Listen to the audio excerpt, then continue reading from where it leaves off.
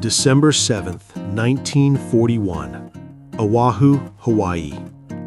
The morning began like any other. Battleships rested quietly along Battleship Row. Sailors moved across decks preparing for inspection. Some were writing letters home. Others were still asleep. It was Sunday. The United States was not officially at war, and no one in Pearl Harbor believed they were about to be. At 7:48 a.m., the first bombs fell.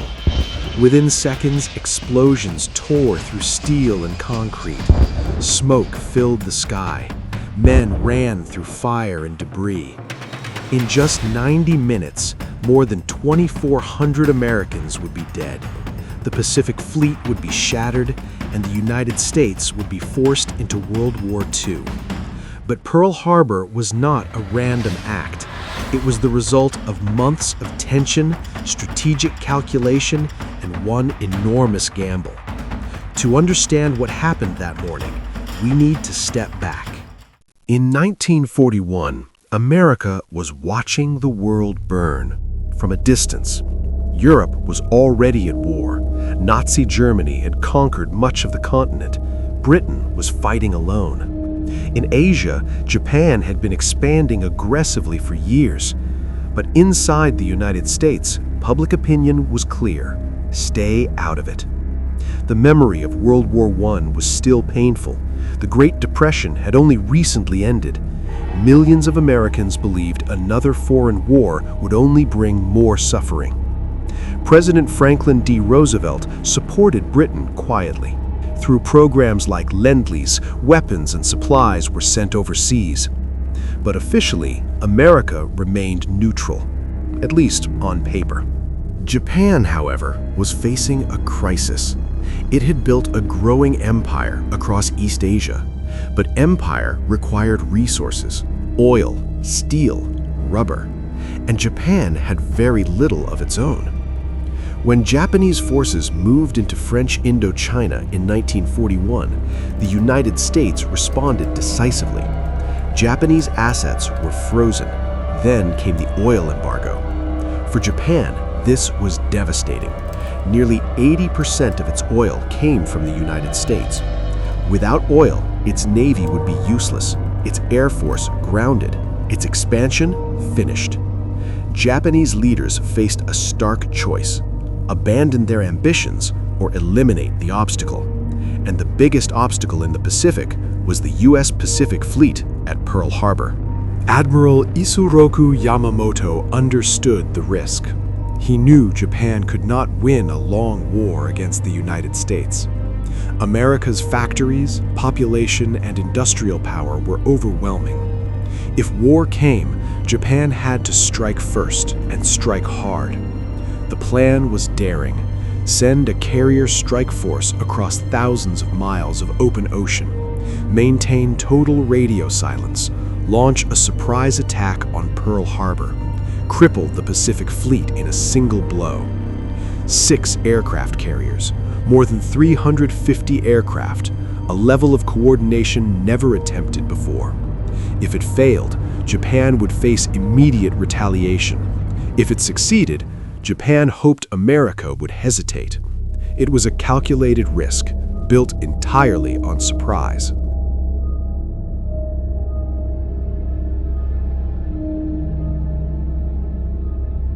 In late November 1941, the strike force left Japanese waters. It sailed north first, avoiding common shipping lanes, then turned east across the Pacific. For days, there was complete radio silence. On board the carriers, pilots studied maps of Pearl Harbor. They memorized ship positions. They rehearsed attack patterns. Meanwhile, in Washington, diplomatic talks continued. American intelligence had intercepted Japanese communications. They knew tensions were rising, but they did not know where Japan would strike. The Philippines seemed likely, perhaps Malaya, possibly even British territories. Pearl Harbor felt too distant, too secure.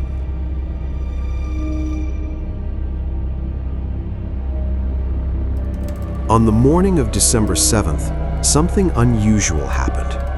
A radar station on Oahu detected a large group of incoming aircraft.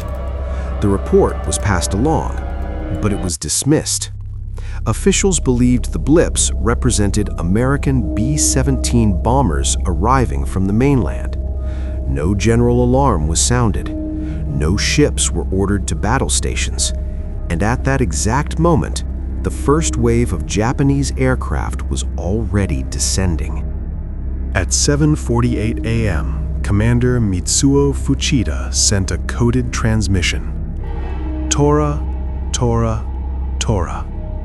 The signal meant complete surprise had been achieved. Within seconds, torpedoes slammed into battleships. Bombs pierced armored decks. Fires erupted across the harbor. The United States had been attacked, and the most devastating phase was just beginning.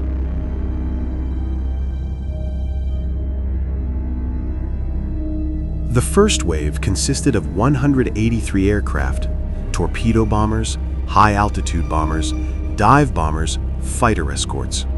Their primary objective was clear: destroy the battleships, disable American air power, prevent any organized response. At 7:48 a.m., torpedoes began slicing through the water. The USS Oklahoma was among the first targets. Within minutes, it was struck multiple times. The ship began to list violently. Sailors scrambled across tilting decks. Some jumped into the burning water below. Then, it capsized. Over 400 men were trapped inside.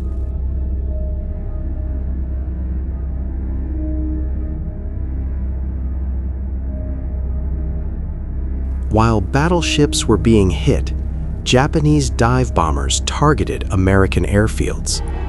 Hickam Field, Wheeler Field, Ford Island. American aircraft had been lined up wingtip to wingtip to prevent sabotage. Instead, they became perfect targets. Within minutes, rows of planes were destroyed on the ground. Pilots ran toward aircraft that would never take off. Smoke and confusion spread across Oahu. This was not a drill. This was war. At 8:06 a.m., a high-altitude bomber released a single armor-piercing bomb. It struck the USS Arizona near its forward ammunition magazine. Seconds later, a massive explosion tore the ship apart. A fireball rose hundreds of feet into the air. The blast was so powerful it was felt across the harbor. Over 1,100 men were killed almost instantly. The Arizona sank where it stood. Today, it still rests at the bottom of Pearl Harbor, a silent tomb.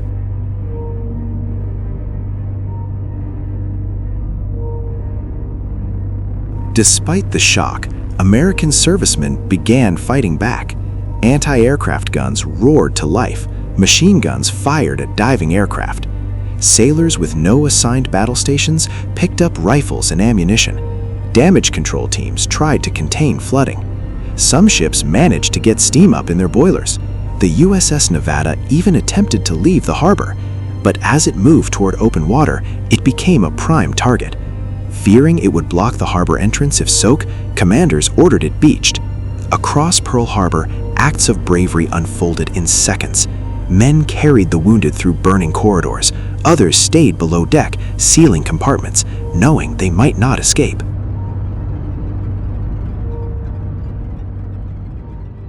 At approximately 8:54 a.m., the second wave arrived. Another 170 aircraft. Their mission was to finish what the first wave started. They targeted remaining ships, dry docks, and infrastructure. By now, American defenses were more alert. Anti-aircraft fire intensified. Some Japanese aircraft were shot down, but the damage continued. By 10 a.m., it was over. The Japanese fleet began withdrawing. They had achieved tactical surprise, but they had not destroyed everything. 8 battleships had been damaged. 4 were sunk. Nearly 200 American aircraft were destroyed. More than 2,400 Americans were dead. Over 1,000 were wounded. Yet several crucial targets had survived. American aircraft carriers were not in port that day. Fuel storage facilities remained intact. Repair yards were still operational. In the months ahead, these would prove decisive. Japan had delivered a powerful blow, but it had not knocked America out of the fight. And now, the United States was awake.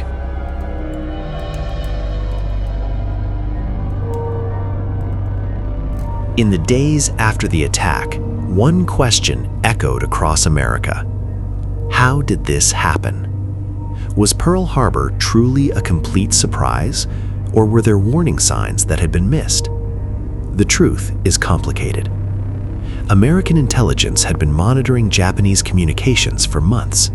Through a program known as MAGIC, U.S. codebreakers had partially decrypted Japanese diplomatic messages. They knew negotiations were collapsing. They knew something was coming, but they did not know where. There was no specific message that said Pearl Harbor will be attacked on December 7th. Instead, there were fragments, hints, signals buried in diplomatic traffic. Warnings were sent to commanders in the Pacific, but they were general. Be alert. Prepare for possible hostilities. Nothing pointed directly to Hawaii. Most American planners expected Japan to strike closer to Asia, the Philippines, Malaya, or perhaps British colonies. Pearl Harbor seemed too far, too risky, and that assumption proved catastrophic. On the morning of the attack, radar operators George Elliott and Joseph Lockard detected a massive incoming formation. They reported it. The information reached an officer on duty, but it was dismissed. The explanation seemed reasonable at the time. A group of American B-17 bombers was scheduled to arrive from California. The radar contact was assumed to be friendly. No further action was taken. In hindsight, it was a tragic mistake. But it was not sabotage, it was not conspiracy. It was human error, combined with disbelief that Japan would attempt something so bold. Pearl Harbor wasn't ignored, it was underestimated.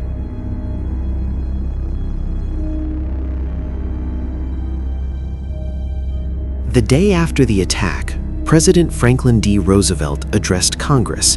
His voice was steady, his message was clear. Yesterday, December 7th, 1941, a date which will live in infamy, the United States of America was suddenly and deliberately attacked. The chamber erupted in applause. There was no hesitation now, no debate. Congress declared war on Japan almost unanimously.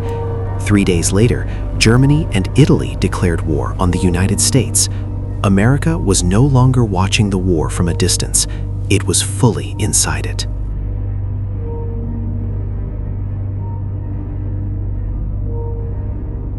Admiral Yamamoto had reportedly warned, "I fear all we have done is to awaken a sleeping giant." Whether he actually said those exact words remains debated, but the sentiment was real. The attack on Pearl Harbor unified the United States almost overnight. Factories shifted to war production. Car manufacturers began building tanks and aircraft. Shipyards expanded at unprecedented speed. Millions volunteered for service. What Japan had hoped would force negotiation instead ignited total mobilization. Within months, American industry was producing ships and aircraft at a scale the world had never seen. The Pacific Fleet, though damaged, was not destroyed, and most importantly, the aircraft carriers had survived. They would become the backbone of the war in the Pacific.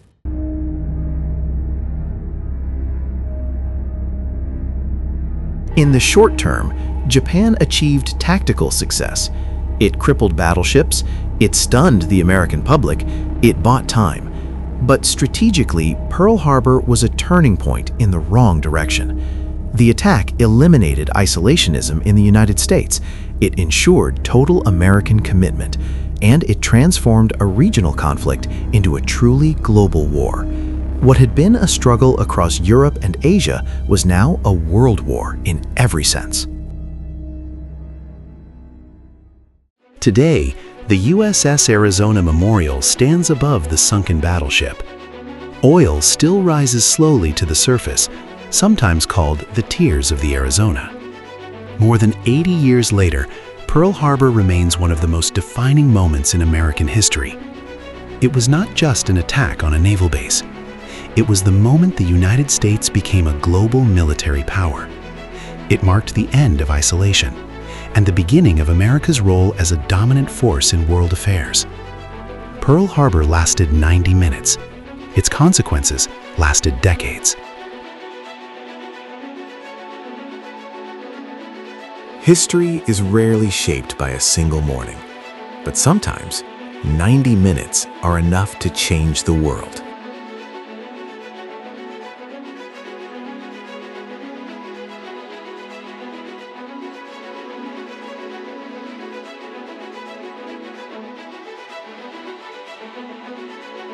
If you found this story powerful, there are many more moments in history waiting to be decoded.